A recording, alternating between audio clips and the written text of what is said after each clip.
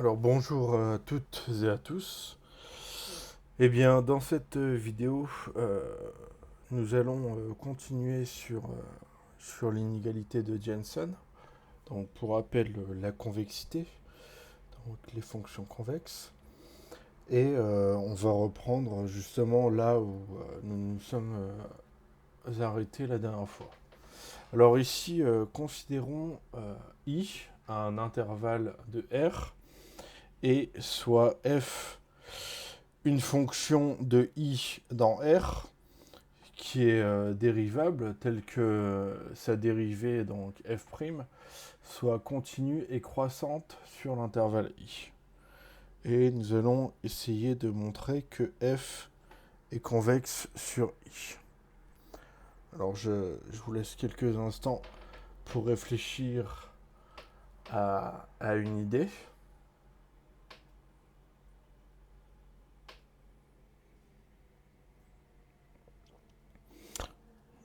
Alors je ne sais pas si vous avez eu le temps d'y réfléchir. Vous pouvez toujours mettre pause, hein, n'est-ce pas? Donc en fait, je vais me permettre de donner une indication. En effet, on va introduire la fonction g qui sera définie sur l'intervalle 0,1 par...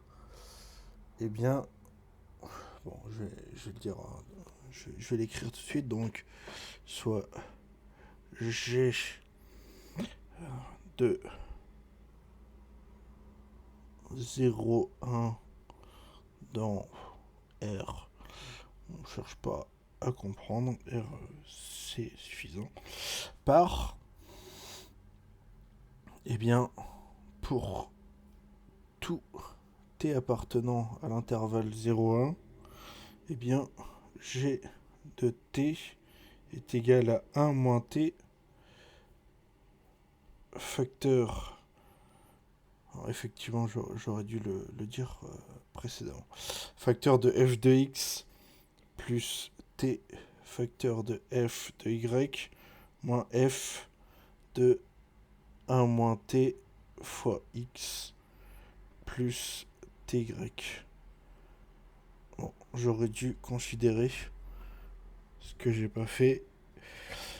J'aurais dû considérer x et y, mais là c'est juste pour vous donner l'idée, hein, bien sûr c'est l'idée. Je l'écris ici. Et donc justement on montrera que cette fonction g dans, dans la variable, enfin, c'est-à-dire que g s'applique sur t, eh bien elle est dérivable, et également que sa dérivée, donc g' est continue sur 0,1, et on utilisera le fait que pour tout AB appartenant à 0,1, intervalle 0,1, eh bien g de b moins g de a, comme on le sait tous, c'est en fait l'intégrale de a à b de g' de t dt. Voilà. Donc c'est en fait, bah voilà, c'est l'astuce qu'on va utiliser. Alors donc euh,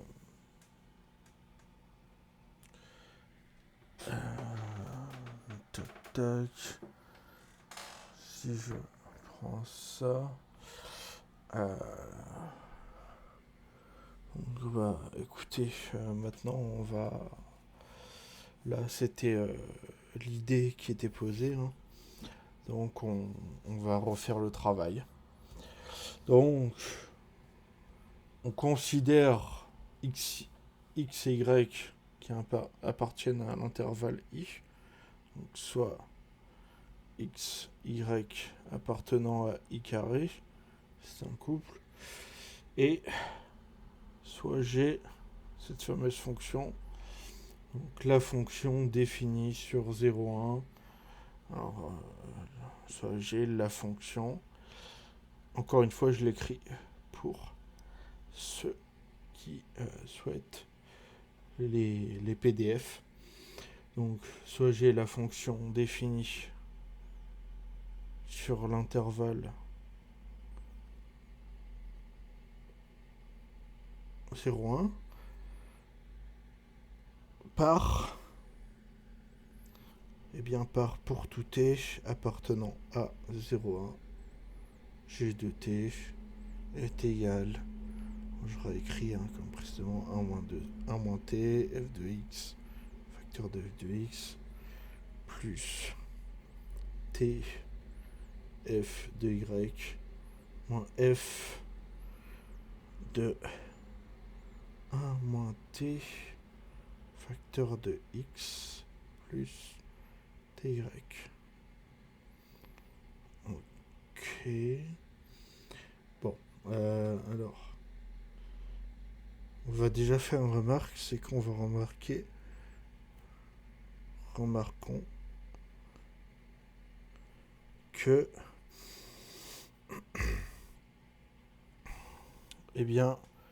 j'ai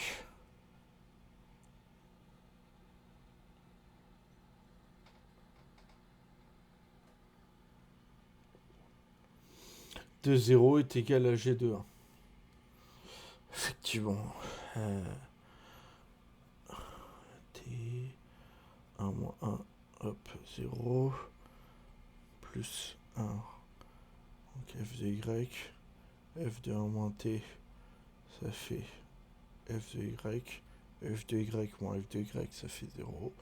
Et inversement, maintenant, si on met 0, 1 moins 0, ça va faire f de x. Ici, là, ça fera 0. Et ici, on aura f de x. Donc on aura f de x moins f de x. Donc dans les deux cas, effectivement, on a bien g de 0 égale g de 1. De plus, donc on rédige, de plus g est dérivable sur... Ah, pardon. Il y a un petit bug, excusez-moi.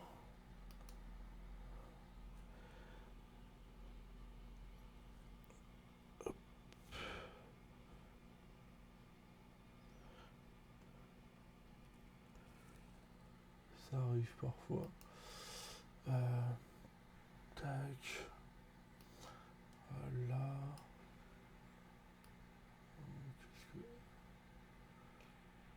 Là, ça semble être visible. Donc, voilà. Donc, ouais, je disais, remarquons que g de 0 égale g de 1, ça, on l'a bien remarqué. Et en plus de ça, on a que g est dérivable sur le 0,1, sur l'intervalle 0,1. Effectivement, bon, je l'écris pas, mais c'est par somme de fonctions dérivables sur 0,1. En effet, la fonction f est dérivable sur i. Et maintenant, on peut y aller pour tout t appartenant à 0,1. G' de t, on va suffire de dériver, donc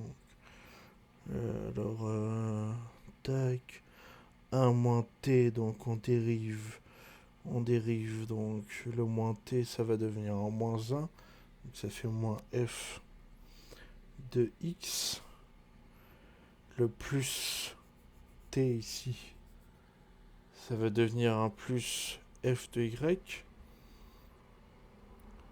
et on va dériver f de 1 moins t facteur de x plus ty. Donc, comme ça fait 1 moins t, ça fera moins par moins plus, moins par moins, hop, moins par moins plus, c'est qu'on le sort, et plus par moins moins. Donc, ça fera plus x moins y, facteur de f', Pardon. De A moins T X plus TY. Voilà. Alors, là, ce qu'on va faire, c'est qu'on va poser deux réels qui seront strictement supérieurs à 0. Ce sera alpha et bêta. Alors, j'ai prime de t. J'ai pas mis le donc. J'ai pas envie de mettre un implique. Parce que même si le implique est correct, c'est pas ce qu'on recherche. Alpha moins bêta f' de bêta t plus x. Donc effectivement avec bien alpha qui est égal à f de y moins f de x et bêta qui est égal à y moins x.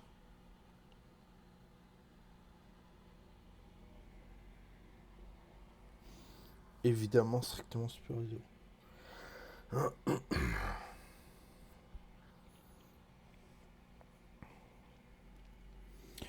Alors,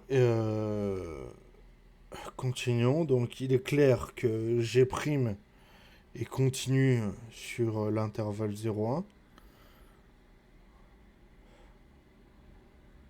C'est effectivement très clair, puisque c'est f'.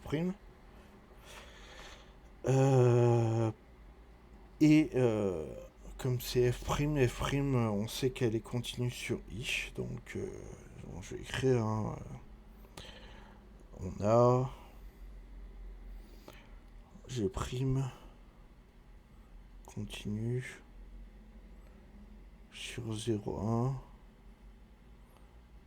car f' continue sur i. Continue sur i. Encore une fois, je l'écris pour ceux qui souhaitent avoir le PDF.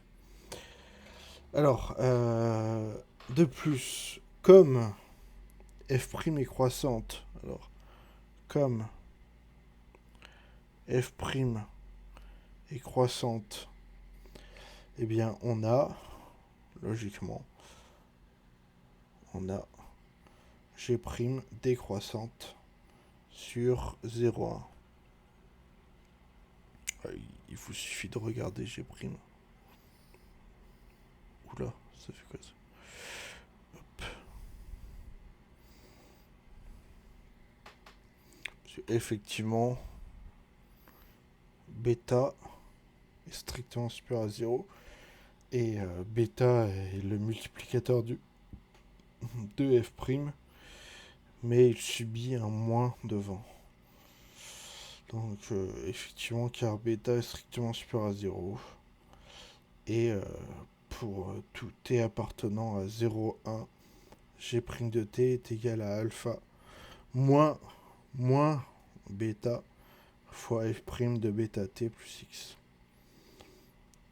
Ce qui nous donne une décroissance. Alors, maintenant on va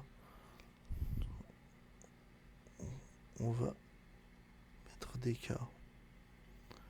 Non, j'arrive toujours pas à tourner les pages. Bon. Ça, c'est toujours pas réglé.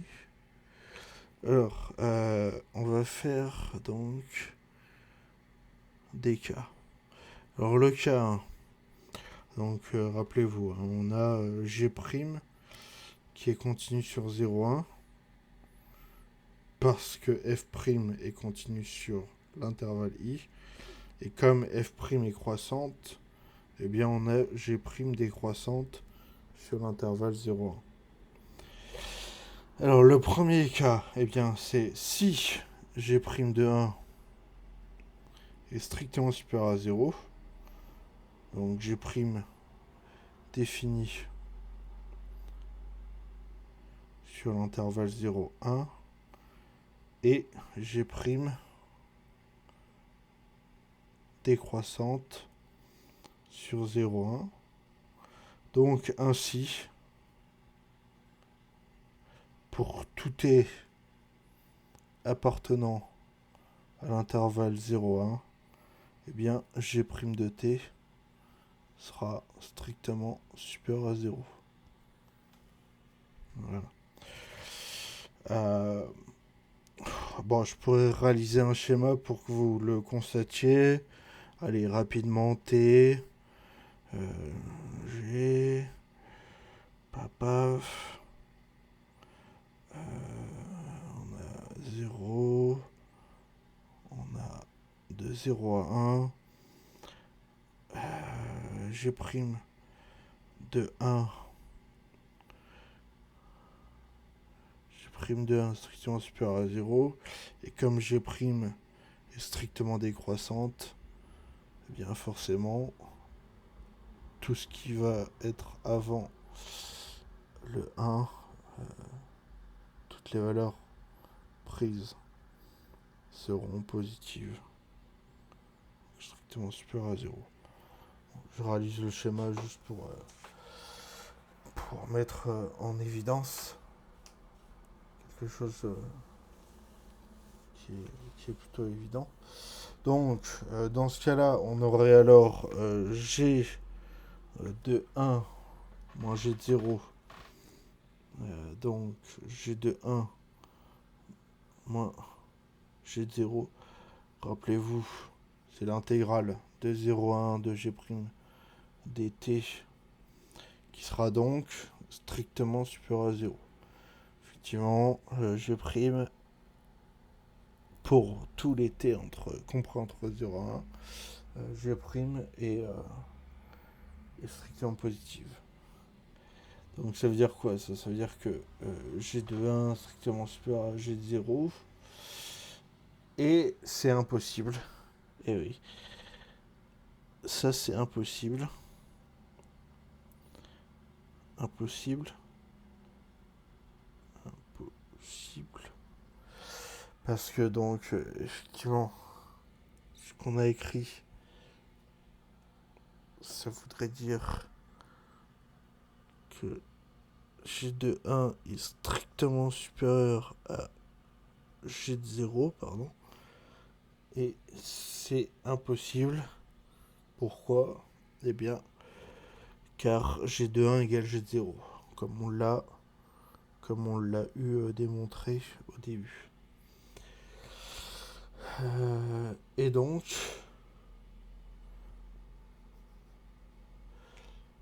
c'est une démonstration par l'absurde. On avait supposé G' de 1 strictement supérieur à 0. On a démontré que, en supposant G' de 1 strictement supérieur à 0, on aboutissait à une absurdité. Donc, G' de 1, G' de 1 est inférieur ou égal à 0. Bon, je m'essuie les yeux parce qu'il y a beaucoup de transpiration et ça pique les yeux. Voilà. Donc G' de 1 inférieur ou égal à 0. Alors, exactement de la même manière, je vais quand même l'écrire, mais de la même manière, on montre que G' de 0 est supérieur ou égal à 0. Et maintenant, ceci étant fait, on va utiliser le célèbre TVI. Alors normalement, quand je dis TVI, tout de suite, ça claque dans les têtes. Tout le monde s'en souvient par cœur. Le fameux théorème des valeurs intermédiaires. Donc rappelez-vous, qu'est-ce qu'il dit ? Eh bien, il dit que pour... comment on peut le dire, ouais. Pour toute application continue, f qui va d'un intervalle AB dans R, Et pour tout réel U, par exemple, compris entre f de A et f de B, eh bien, il existera au moins un réel C qui sera compris entre A et B, tel que f de C égale à U. Ça, c'est le théorème des valeurs intermédiaires. Et on a le corollaire, bien entendu, hein, avec la stricte je ne saurais pas le dire. Enfin bref, strictement monotone. Effectivement, si f est continu et strictement monotone sur AB, alors pour tout réel K compris entre f de A et f de B, l'équation f de x égale K admettra une unique solution sur l'intervalle AB. Bon, alors, effectivement, je me suis permis de, comment dire, de déborder un peu afin de faire ces rappels qui sont, si je ne me trompe pas, des rappels de fin terminale spé, maths. On va dire, ouais, fin terminale spé, maths. Oui, oui, c'est vu. Qui sont des rappels quand même très importants en analyse, dans le domaine de l'analyse. Donc, d'après le TVI, alors ainsi, d'après le TVI, bon, je ne voulais pas écrire le TVI,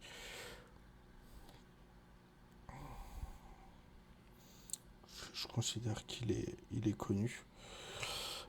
Eh bien, G'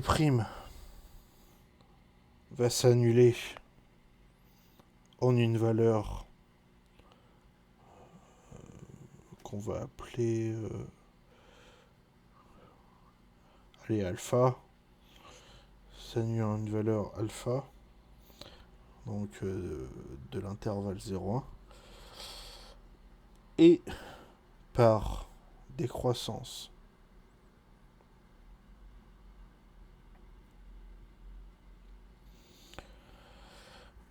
de la dérivée de G, donc de G', eh bien on a pour tout t appartenant à 0 alpha,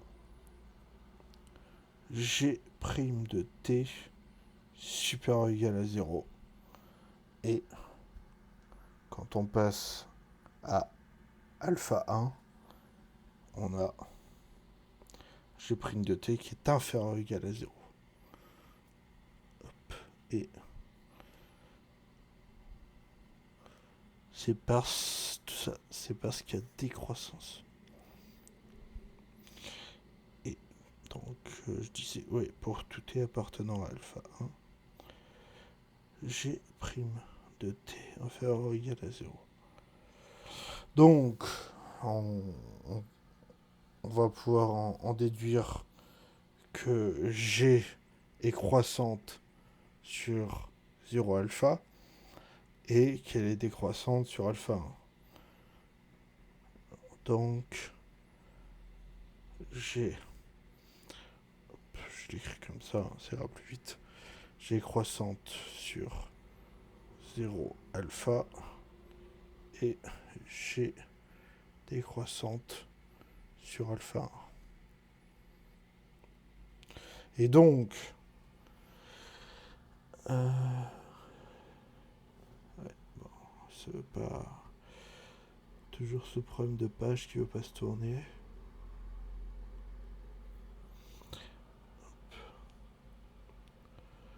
Non, c'est pas ça.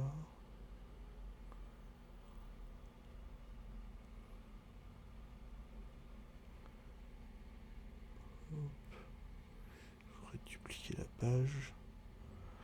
Voilà, donc là j'efface, mais soyez rassurés, c'est une duplication, donc ça a bien été sauvegardé.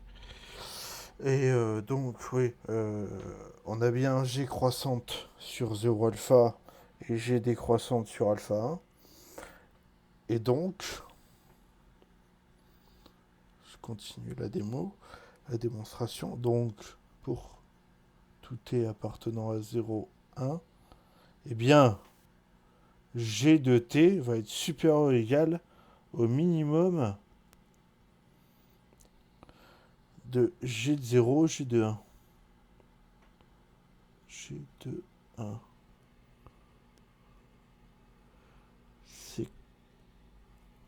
C'est vraiment pas très, très visible. La tablette est pas terrible. Qui est d'ailleurs égal à 0. Alors pourquoi le minimum de G0 et de G1 est égal à 0? Eh bien tout simplement car c'est ce qu'on a vu précédemment. G de 0 égale à G de 1 égale à 0. Donc le minimum de 0 et de 0, c'est forcément 0. Rien d'exceptionnel. Alors,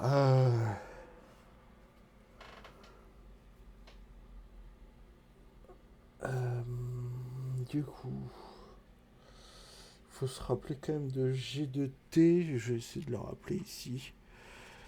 Parce que moi aussi j'en ai besoin. C'était G de T égale 1 moins T, F de X, plus T, F, Y, moins F de 1 moins T, X, plus TY.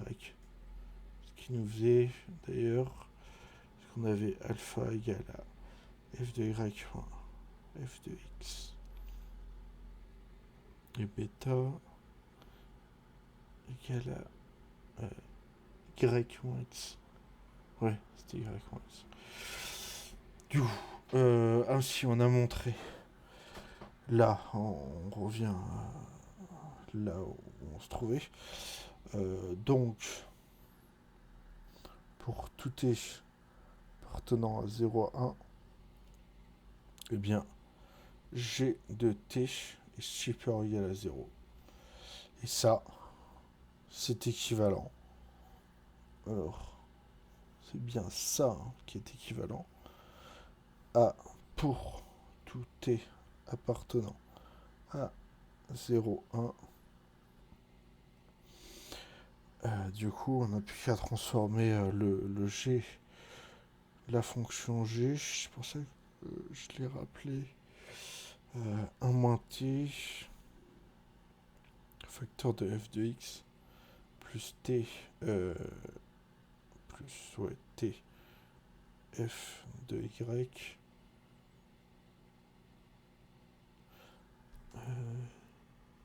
t, 1 moins t, f de x. Ouais, sinon ça n'a aucun sens. Donc, bien, t, f de y. Donc, plus t, f de y, moins f de 1 moins t, facteur de x, plus ty. Et puis, bah voilà, on va montrer comme ça. En passant de l'autre côté, on va bien montrer qu'elle est convexe. Et ce sera CQFD. Je l'écris quand même pour tout xy appartenant à l'intervalle i. Donc c'est équivalent à pour tout t appartenant à l'intervalle 0, 1 pour tout xy appartenant à l'intervalle i. Eh bien, on a f de 1 moins t, facteur de x, plus ty, qui est inférieur ou égal à 1 moins t. Inégalité de convexité, hein, tout simplement. Plus tf de y. Donc on retrouve inégalité de convexité. À connaître par cœur, hein, celle-ci. Là, c'est vraiment la simple. C'est pas l'inégalité de Jensen, qui peut être un peu plus complexe, même si finalement c'est que des lambda, une somme de lambda qui est égale à 1 et f de lambda xk qui sera inférieur ou égal à la somme de lambda k f de xk. Enfin bref, du coup, on conclut en revenant à la définition. C'est vraiment une définition de la convexité. J'ai bien dit une définition, pas un théorème. On a donc démontré que F est convexe sur I.